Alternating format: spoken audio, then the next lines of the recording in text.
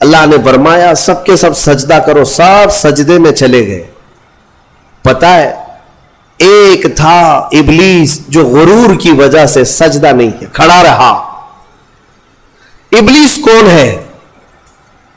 یہ شیطان جس کا نام عزازیل. یہ کون ہے؟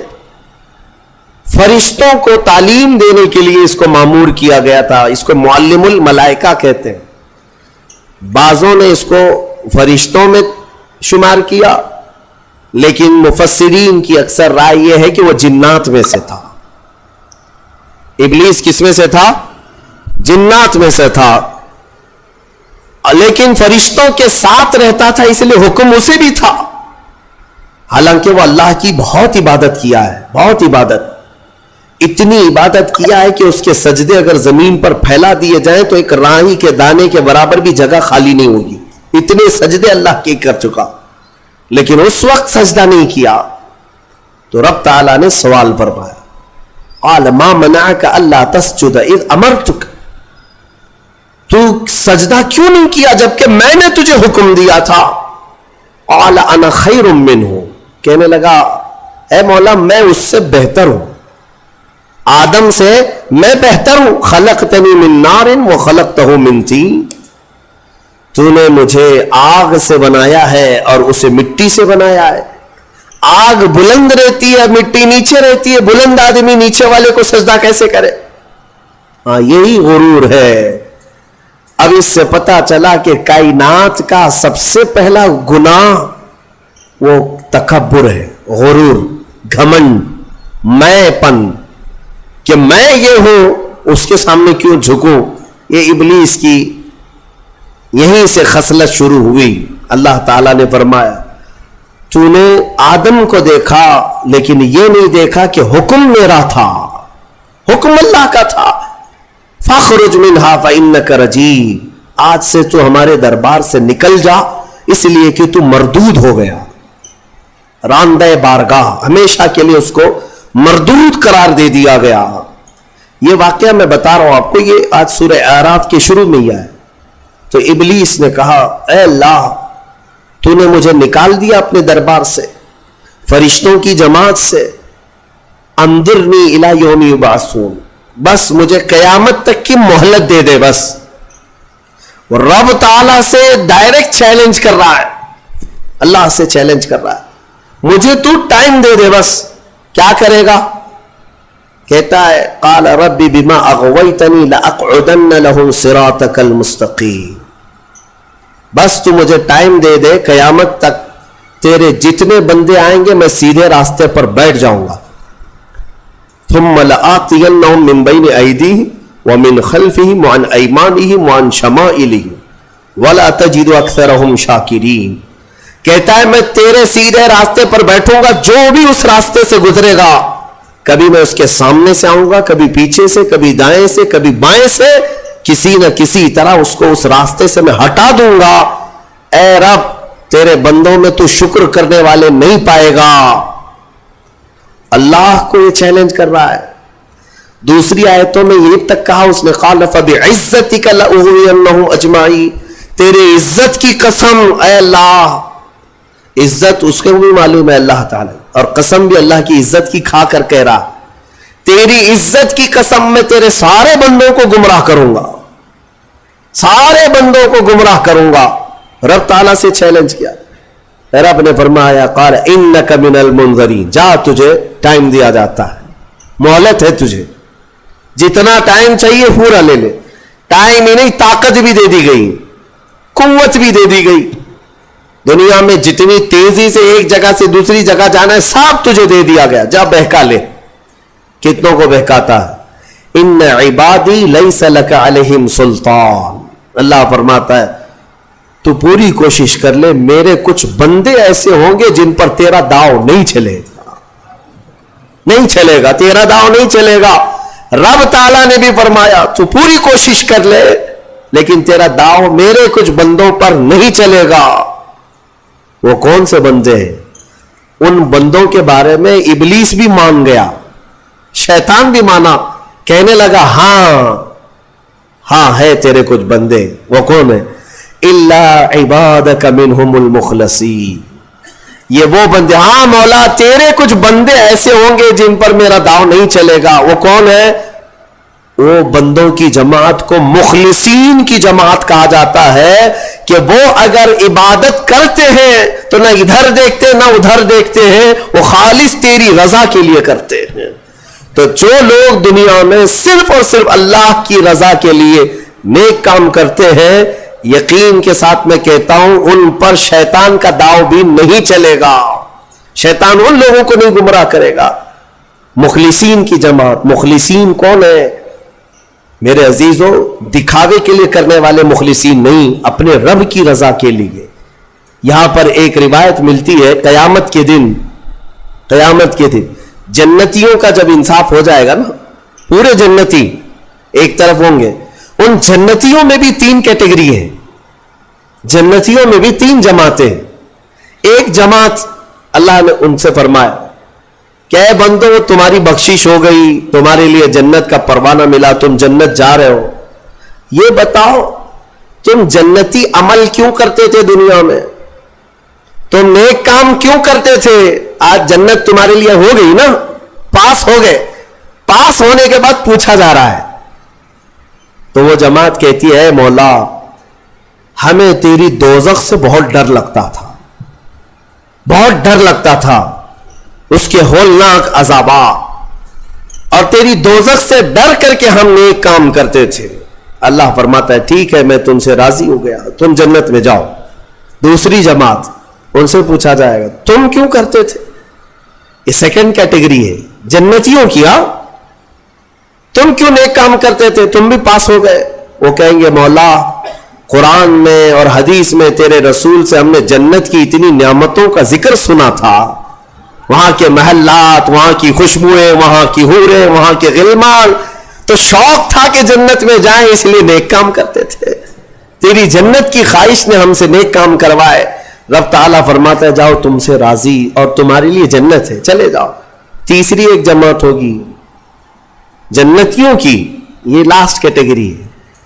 उनसे पूछा जाएगा मियां आप भी पास हो गए, जन्नत में जा रहे हो नेकियों की वजह से, तुम क्यों नेकियां करते थे? वो कहेंगे कि मौला हम न जन्नत के लिए करते थे न दोजख के लिए, हम तो खालिस तेरी रजा के लिए करते थे, तू राजी हो जा, बस हमारा मकसद इतना था।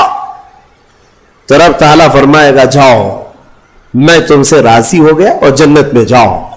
वो जमात खड़ी हो जाएगी, नहीं नहीं नहीं जन्नत में नहीं जाना है, अगर जन्नत में जाएंगे तो फिर बदला हो जाएगा, मुआवजे के तौर पर हो जाएगा।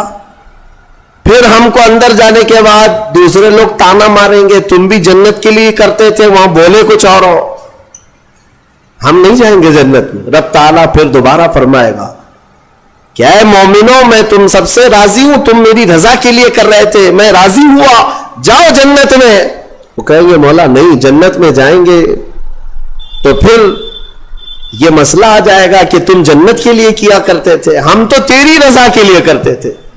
यहां तक कि रिवायत में फरमाया गया फरिश्तों को हुक्म होगा कि इनको बेड़ियां पहना और खींच के जन्नत में ले जाओ। ये मुखलिसीन की जमात थी, ये लालच में इबादत नहीं किए और न ही डर करके किए, ये खालिस अल्लाह की रजा के लिए। और इसी जमात के बारे में शैतान भी कहता है इन पर मेरा दाव नहीं चल सकेगा, इन पर मेरा हरबा नहीं चल सकेगा। इसलिए मैं मोमिनों से गुजारिश ये करता हूं कि आमाल में इखलास पैदा करो, इखलास सिर्फ और सिर्फ अल्लाह के लिए, ना किसी को डर कर, ना किसी के लिए, इबादतें नहीं अल्लाह के लिए। तुम अपनी आखिरत को सोचो। मैं एक बुजुर्ग के मुतालिक पढ़ा था 30 साल तक उन्होंने पहली सफ में नमाज अदा की जमात के साथ, एक नमाज भी नहीं छूटी, तकबीर ओला भी नहीं छूटी 30 साल तक। तवज्जो चाहता हूं 30 साल तक एक नमाज में एक जमात नहीं छूटी और पहली तकबीर भी नहीं छूटी, पहली सफ में खड़े रहते थे। 30 साल के बाद एक दिन मगरिब में आए तो एक रकात हो गई। 30 साल के बाद ऐसा मौका आया, पीछे रह गए تو پھر جب آئے دیکھا کہ صفیں تو لگ گئی ہیں, پیچھے جگہ مل رہی تھی, تو انہوں نے شرم کے مارے, ڈر کے مارے, سب لوگ کیا کہیں گے, ابھی 30 سال سے جس کی جگہ پکی ہے آج تو ہے نہیں, چھوٹ گیا پیچھے, تو پیچھے سے ہی گھر چلے گئے. گھر میں جا کر نماز پڑھ لیا. عشاء میں اس ڈر سے نہیں آئے کہ سب لوگ سوال کریں گے مغرب میں کہاں تھے. تو اس زمانے میں ایک بڑے بزرگ تھے, انہوں نے پوچھ لیا کہ فلاں صاحب جو رہتے تھے پہلی صف میں, جن کا ریکارڈ تھا 30 سال کا, وہ کہاں ہے؟ کہا کہ حضور پتہ نہیں, مغرب میں بھی نہیں آئے, عشاء میں بھی نہیں آئے. کہا کہ چلو دیکھ لیتے ہیں, کہیں بیمار تو نہیں ہو گئے, کچھ تو ہوا نہیں تکلیف. گئے تو گھر میں بیٹھے ہوئے تھے, پوچھا کہ کیا بات ہے, مغرب میں بھی نہیں, عشاء میں بھی نہیں. کہا مغرب میں آیا تھا لیکن 1 رکعت ہو گئی تھی, میں شرم کے مارے پہلی صف میں نہیں آیا, پہلی صف میں جگہ نہیں مل رہی تھی, شرم کے مارے میں پیچھے نہیں کھڑا ہوا کہ لوگ کیا کہیں گے, میں واپس گھر میں آ کر نماز پڑھ لیا.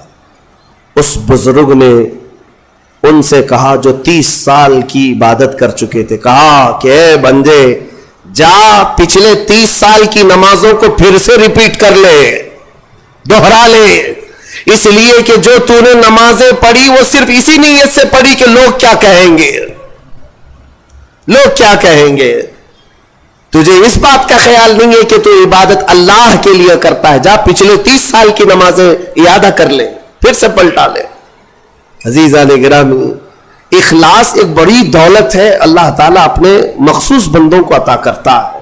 بات میں یہاں پر سمیٹتا ہوں کہ ابلیس لعین آدم علیہ السلام کو سجدہ نہ کیا, غرور اور گھمنڈ میں اللہ تبارک و تعالیٰ سے چیلنج کر کے نکلا. اسے اللہ نے ٹائم دیا, وقت دیا قیامت تک کا, اور وہ بہکاتا گھوم رہا ہے ابھی بھی.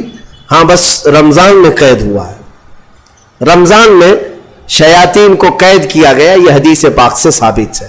ابھی تو ہے نہیں, ہماری محفل میں بھی نہیں ہے, اور ابھی رمضان میں کہیں ہے نہیں, لیکن پھر بھی کچھ لوگ ابھی بھی روزہ چھوڑتے ہیں. یہ کون سے شیطان, نماز میں نہیں آتے, پھر یہ کون ہے, ان کو کون سلاتا ہے, ان کو کون, شیطان کا کوئی خلیفہ ہے؟ شیطان کسی کو اپنی ڈیوٹی دے کر کے گیا ہے. یہاں پر نفس امارہ ہے, وہ ہر ایک کے اندر ہے. انشاءاللہ پھر آگے کبھی میں عرض کروں گا, وہ ہر انسان کے پاس ہے. جس نفس نے شیطان کو بھی گمراہ کیا تھا وہ نفس تو ہمارے پاس ہے. نفس ایک بہت ہی خطرناک چیز ہے, اسی سے لڑنے کو میرے آقا نے جہاد اکبر کہا. جو اپنے نفس کے خلاف لڑائی کرے گا وہ جہاد اکبر ہے, بڑا جہاد ہے. تو بہرحال آدم علیہ الصلاۃ والتسلیم کی پیدائش ہوئی اور آپ کو وہاں سے جنت میں رکھا گیا. اب یہاں پر کچھ باتیں مجھے عرض کرنی ہے, وہ یہی ہے کہ آدم علیہ السلام کو جب ساری چیزوں کے نام بتائے گئے اور سب کچھ علم دیا گیا اور پھر جنت میں رکھا گیا. جنت کیسی ہے, وہاں کسی چیز کی کمی ہے؟ کوئی چیز کی کمی نہیں, ساری نعمتیں ہیں. لیکن اس کے باوجود آدم علیہ السلام کو کچھ بے قراری تھی. کیوں؟ اس لیے کہ انسان جو ہے تنہا نہیں رہتا, انسان کو کوئی دوسرا انسان چاہیے. انس سے بنا ہے انسان, انس کہتے ہیں محبت کو, اس کے فطرت میں ہے یہ کھچاؤ, دوسرے کے ساتھ اس کا کھچاؤ ہے, لگاؤ ہے, دوست بناتا ہی ہے, اکیلا نہیں رہے گا انسان. تو آدم علیہ السلام کو جو یہ بے قراری تھی وہ تنہا ہونے کی. پھر ایک دن اللہ رب العزت نے ان کی بائیں پسلی سے کچھ حصہ نکالا اور اس سے ایک عورت کو بنایا گیا, وہ حضرت حوا تھی. ہاں اتنی بات میں آپ کو بتا دوں, آدم علیہ السلام کی پیدائش وہ کس جگہ ہوئی اللہ بہتر جانے, کوئی تو جگہ ہوگی, لیکن عورت کی پیدائش تو جنت کے اندر ہوئی. کہاں ہوئی ہے؟ جنت کے اندر ہوئی ہے. ہاں جنت میں پیدا ہوئی ہے عورت, یہ اس کا مقام ہے اور یہ جنتی چیز ہے. اللہ تبارک و تعالیٰ نے اس میں جو خوبصورتی رکھی ہے عورت کے اندر, وہ جنت کی کشش ہے. جب حضرت آدم علیہ السلام حضرت حوا کو دیکھتے ہیں, آپ کو پتا ہے حضرت حوا دنیا کی سب سے خوبصورت عورتوں میں سے ایک ہے، سب سے خوبصورت تھی۔ آدم علیہ السلام ان کی طرف ہاتھ بڑھانے لگے، رب تعالیٰ کا حکم ہوا آدم تمہارے لیے حلال نہیں، تم اس کا مہر ادا کرو، مہر ادا کرو۔ مہر دینا یہ جنتی قانون ہے، آج بھی ہمارے نکاح میں مہر رکھا جاتا ہے۔ آدم علیہ السلام نے عرض کیا کہ مولا میں یہاں کس چیز کا مالک ہوں، کیا چیز مہر میں دوں؟ رب تبارک و تعالیٰ نے فرمایا آدم تمہاری اولاد میں اخیر زمانے میں میرا ایک محبوب نبی پیدا ہوگا جس کو آسمانوں میں احمد زمینوں میں محمد کہا جائے گا۔ آدم تم اس پر 20 بار درود بھیجو، یہ حوا کا مہر ہو جائے گا۔ شیخ عبدالحق محدث دہلوی رحمۃ اللہ علیہ نے بھی اس کو لکھا ہے، آپ اندازہ کرو ہماری ماں کا مہر درود پاک ہے، ہماری ماں ہمارے باپ کے لیے حلال ہوئی تو درود کے صدقے میں حلال ہوئی، اور جس کو درود سے چھڑ ہے اسے سوچنا چاہیے کہ حلال ہونے کا طریقہ آدم علیہ السلام کے لیے حضرت حوا درود رکھا گیا۔ درود کے منکر تو کہاں جائے گا کہ اپنے ماں باپ کے بارے میں شک کرے گا؟ آدم علیہ السلام اس کے بعد حضرت بی بی حوا کو چھوتے ہیں، دونوں مزے سے رہ رہے تھے۔ قرآن میں اللہ فرماتا یا آدم اسکن انت وزوجک الجنت فکلا منہا حیث شئتما، رب فرماتا ہے تم اور تمہاری بیوی جنت میں رہو، جو چاہے کھاتے رہو، جہاں سے من کرے کھاؤ، جنت میں گھومتے رہو پھرتے رہو، ساری چیزیں تمہارے لیے اب حلال ہیں۔ لیکن رب نے فرمایا تھا وَلَا تَقْرَبَ هَٰذِهِ الشَّجَرَةَ، ایک درخت ہے اس کے قریب مت جانا، ایک درخت ہے اس کے قریب مت جانا۔ اللہ کی طرف سے منع تھا، وہ درخت کے قریب جانے کی ممانعت آئی تھی، تو ہوا کیا؟ ابلیس لعین جو بارگاہ سے مردود ہو گیا تھا، اب اس کی ڈیوٹی ہو گئی تھی کہ آدم علیہ السلام کو بہکائیں یا پھر ان کی ذریت کے خلاف کچھ نہ کچھ سازشیں کرتے رہے، اس کی ڈیوٹی ہو گئی تھی۔ اس وقت تک وہ فرشتوں میں بھی جاتا آتا تھا، جنت کے دروازے تک بھی پہنچتا تھا۔ روایات یہ بتاتی ہیں کہ ایک دن جنت کے قریب وہ گیا، آدم علیہ السلام اور حضرت حوا کو بلایا، کہا کہ تمہیں پتہ ہے اس درخت کے قریب جانے سے کیوں منع کیا گیا ہے؟ آدم علیہ السلام نے پوچھا کیا بات ہے؟ کہا اس درخت میں ایک پھل ہے، اگر تم کھا لو گے نا الا ان تکونا ملکین او تکونا من الخالدین، تم یا تو فرشتے بن جاؤ گے یا ہمیشہ جنتی بن جاؤ گے۔ ہاں اگر کھا لیے تو ہمیشہ کا ہو جائے گا، پکے ہو جاؤ گے، اس لیے تمہیں روکا گیا ہے، کھانے سے روکا گیا ہے کہ تم کنٹینیو نہ ہو جاؤ، یہاں پہ ہمیشہ کے نہ ہو جاؤ۔ آدم علیہ السلام اس کی باتوں میں نہیں آئے، لیکن اندر آنے کے بعد حضرت حوا بار بار کہنے لگی آدم علیہ السلام سے کہ ایک بار پھل کھا کے تو دیکھتے ہیں، کھا کر کے تو دیکھتے ہیں۔ حضرت آدم علیہ السلام نے منع کیا، رب تبارک و تعالیٰ نے قریب جانے سے منع کیا ہے، وَلَا تَقْرَبَ هَٰذِهِ الشَّجَرَةَ۔ اب یہاں پر شیطان نے ایک لاجک سکھائی، منطق، ہاں قریب جانے سے منع کیا نا، درخت کا پھل کھانے سے تھوڑی نہ منع کیا۔ تو حضرت بی بی حوا نے پھل توڑ کر کے آدم علیہ السلام کو بھی پیش کیا، خود بھی کھائیں۔ جیسے ہی ان دونوں نے کھائے، قرآن میں اللہ فرماتا ہے دونوں کے کپڑے اتر گئے، لباس اتار لیا گیا، پورا کا پورا لباس اتار لیا گیا۔ جنت کے کچھ درختوں کے پتوں سے انہوں نے اپنا جسم چھپایا، پھر فوراً حکم آیا اللہ کا، قال اہبطوا، اتر جاؤ تم سب کے سب، تم سب اتر جاؤ جنت سے، زمین پر جاؤ، اس لیے کہ اللہ تعالیٰ نے جس چیز سے روکا تھا تم نے وہ کھا لیا۔ آدم علیہ السلام کو بھی اتارا گیا، بی بی حوا کو بھی اتارا گیا، جنت میں اور جنہوں نے ان کا تعاون کیا تھا سب کو اتارا گیا، زمین پر بھیج دیا گیا، اور پھر الگ الگ آدم علیہ السلام کو سرندیپ پہاڑ پر جو سری لنکا میں ہے آج، حضرت حوا کو جدہ میں سعودی عرب میں، اتنا لمبا فاصلہ، اور پوری بھری دنیا میں دو ہی لوگ ہیں اور ایک ادھر ایک ادھر۔ رب تبارک و تعالیٰ نے اتارا اور پھر یہ فرمایا ایک مدت تک تم کو زمین میں ٹھہرنا ہے اور پھر میری طرف لوٹ کر کے آنا ہے. آدم علیہ السلام اس بات پر روتے رہے, بہت روئے, تقریباً 350 سال روئے. سب سے زیادہ رونے والوں میں آدم علیہ السلام کا نام آتا ہے. پھر ایک دن ایسا ہوا کہ آدم علیہ السلام نے اللہ تعالیٰ کی بارگاہ میں یوں عرض کیا کہ جب میری آنکھ کھلی تھی, سب سے پہلے حضرت آدم علیہ السلام کی روح ڈالی گئی, آنکھ کھلی تھی, تو سب سے پہلے آدم علیہ السلام کی نظر جس چیز پہ پڑی تھی وہ لا الہ الا اللہ محمد الرسول اللہ. اللہ تعالیٰ نے اپنے نام کے ساتھ ایک اور نام رکھا تھا. آدم علیہ السلام نے اللہ کی بارگاہ میں یوں عرض کیا کہ مولا, جس کا نام تو اپنے نام کے ساتھ آسمانوں میں رکھا اس کے طفیل میری توبہ قبول فرما. فوراً رب تبارک و تعالیٰ نے جبرائیل امین کو بھیجا, جاؤ آدم کی توبہ قبول ہوئی, اس لیے کہ محبوب کا وسیلہ لیا گیا.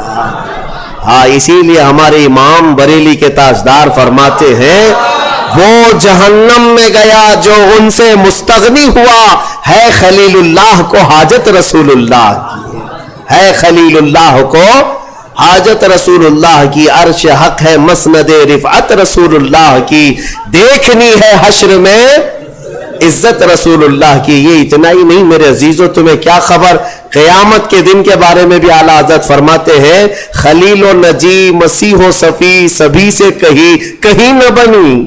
قیامت کے دن یہ قوم کہاں جائے گی, سارے نبیوں کے پاس جائے گی, سب کیا کہیں گے میرے علاوہ کسی اور کے پاس جاؤ. ہاں, حضور فرمائیں گے آؤ میں تمہاری شفاعت کے لیے ہوں. اس کو اعلیٰ حضرت فرماتے ہیں خلیل و نجی مسیح و صفی سبھی سے کہیں نہ بنی, یہ بے خبری کی خلق پھری کہاں سے کہاں تمہارے لیے. یا رسول اللہ, کہاں سے کہاں تمہارے لیے, دہن میں زبان تمہارے لیے, بدن میں ہے جان تمہارے لیے, ہم آئے یہاں تمہارے لیے, اٹھے بھی وہاں. الحمدللہ حضرت آدم علیہ السلام کی توبہ قبول ہوئی. اس کے بعد آپ کو حکم ہوا حج پہ جانے کا. آپ حج کے لیے آئے, کعبہ اس وقت موجود تھا, فرشتوں کا تعمیر کیا ہوا تھا. آدم علیہ السلام سفر کر کے گئے حج کے لیے. یہاں سے ایک بات میں عرض کرتا ہوں, دنیا کا پہلا حج ہندوستان کی سرزمین سے ہوا. آدم علیہ السلام اسی زمین سے گئے, اور ہمارے لیے فخر کی بات یہ ہے کہ یہ ہندوستان ہمارے باپ کی زمین ہے. ہاں, آدم علیہ السلام باپ ہے کہ نہیں ہے, ہمارے باپ کی زمین ہے. الحمدللہ ہم اپنے باپ کی زمین پر قائم ہیں. ہاں, کسی کے باپ کی نہیں ہے. اور فخر سے رہو, خوشی سے رہو. اللہ تبارک و تعالیٰ نے زمین پر تمہیں قرار دیا. آدم علیہ السلام جب وہاں پہنچے تو عرفات کے میدان میں حضرت حوا سے ملاقات ہوئی. پھر اس کے بعد زندگی کی ابتدا ہوئی, اولاد شروع ہوئی آدم علیہ السلام کی. پھر نسل انسانی کا ایک بہت بڑا سلسلہ شروع ہوا, اور اسی نسل انسانی کی برکت ہے کہ ہم اور آپ زمین پر آج موجود ہیں, اسی آدم علیہ السلام کی نسل. ایک اور بات خاص طور پر عرض کرنا ہے, وہ یہ ہے کہ آدم علیہ السلام کہاں سے اتارے گئے تھے. میں نے ابھی آپ کے سامنے عرض کیا, کہاں سے اتارے گئے تھے, جنت سے اتارے گئے تھے. جنت سے اتارے گئے, اور جہاں سے آئے ہیں وہیں پر جانا چاہیے. اسی لیے کہا گیا انسان کو کہ تیرا اصلی وطن جنت ہے. تیرا اصلی وطن کیا ہے, جنت ہے. بچہ جب ماں کے پیٹ سے پیدا ہو کر کے دنیا میں آتا ہے تو روتا آتا ہے نا, دیکھا ہے نا آپ نے, روتے ہوئے آتا ہے. کیوں روتے ہوئے آتا ہے؟ بزرگوں نے فرمایا, خود میرے مرشد گرامی حضور تاج الشریعہ رحمت اللہ تعالی تشریح فرماتے تھے کہ بچہ روتا ہوا اس لیے آتا ہے کہ اس کا اصلی وطن چھوٹ گیا. کون سا؟ جنت میں تھی. ہماری روحیں آنے سے پہلے کہاں تھی؟ جنت میں تھی. اصلی وطن جب بھی چھوٹتا ہے تو روتا ہوا آتا ہے. اور اسی لیے شاعر کہتا ہے, شاعر کیا کہتا ہے کہ یاد داری کے وقت زادنے تو ہما خنداں بودند تو گریاں. اے انسان, تجھے معلوم ہے جب تو پیدا ہوا تھا سب ہنس رہے تھے اور تو رو رہا تھا. ماں بھی ہنس رہی تھی, باپ بھی ہنس رہا تھا, خوشی میں سب پیڑے بانٹ رہے تھے, جلیبیاں بانٹ رہے تھے, سب خوش تھے کہ تو پیدا ہو. لیکن تم کیا کر رہے تھے؟ تم تو روتے ہوئے آئے تھے. چنا زی کے وقت مردنے تو ہما گریاں بودند تو خنداں. شاعر کہتا ہے اے انسان اب زندگی ایسی گزار کر جا کہ جب تیرے جانے کا وقت ہو تو سب رو رہے ہو اور تیرے لبوں پہ مسکراہٹ ہو. تو ہنستا ہوا جا. کون ہنستا ہوا جائے گا؟ جسے اپنے وطن پر جانے کا شوق ہو, اپنے اصلی وطن جانے کا جسے بھی شوق ہوگا, موت کے وقت اس کے لبوں پہ مسکراہٹ ہوگی. اور جسے جہنم جانے کا ہوگا, خاک مسکرائے گا, خاک مسکرائے گا. وہ تو ملک الموت کی شکل دیکھ کر کے لال پیلا ہو چکا ہوگا. ہاں, اسی لیے جنت کی خواہش بھی رکھو کہ میرا اصلی وطن ہے, اور کام بھی وہی کرو تاکہ مرنے کے وقت لال پیلے نہ ہو, لبوں پر مسکراہٹ ہو. اسی لیے بہتوں کو مرتے وقت مسکرانا یہ ہمارے اختیار میں نہیں ہے. ہاں, تم چاہو گے تو مسکرا لیں گے. ابھی ہم بیٹھے ہیں, ہنسنے کے لیے بولوں گا تو پورا پھاڑ کر کے ہنسیں گے, ہو سکتا ہے ابھی اختیار ہے, لیکن موت کے بستر پر میاں کسی کے اختیار میں نہیں. ہنسنا اس وقت تمہارے کنٹرول میں نہیں. اس وقت تو نزع کا عالم ایسا کہ مکھی بھی بیٹھے تو پہاڑ کے برابر لگے. ہنس کہاں سکو گے؟ ہاں, بس وہی ہنسے گا جو زندگی بھر جنت میں جانے کی تیاری کرتا تھا اور مولا اسے موت سے پہلے جنت دکھا رہا ہو اور وہ ہنس رہا ہو. بس وہی ہنسے گا, باقی کسی کے کنٹرول میں نہیں ہے. اسی لیے میں اسی پر گفتگو ختم کرتا ہوں. ہمارے باپ آدم علیہ السلام جنت سے آئے تھے اور پھر وہ واپس جنت میں ہی جائیں گے. آدم علیہ السلام بھی, نوح علیہ السلام بھی, موسیٰ و عیسیٰ بھی, ابراہیم و اسماعیل بھی علیہ السلام, اور خود میرے آقا و مولا سیدنا محمد الرسول اللہ صلی اللہ علیہ وسلم جنت ہی میں جائیں گے. تو ہم جن کی امت ہیں, ہمارے لیے یہی فرض ہے کہ ہم بھی وہیں جائیں جہاں ہمارے رسول جائیں گے. اور جنت کے کام شروع کرو, نیکیاں کرو. اللہ تبارک و تعالی ہم سب کو اصلاح کی توفیق عطا فرمائے. مرنے سے پہلے مولا توبہ کی توفیق عطا فرمائے, جنتی اعمال کی توفیق عطا فرمائے. وآخر دعوانا الحمد للہ رب العالمین. السلام علیکم.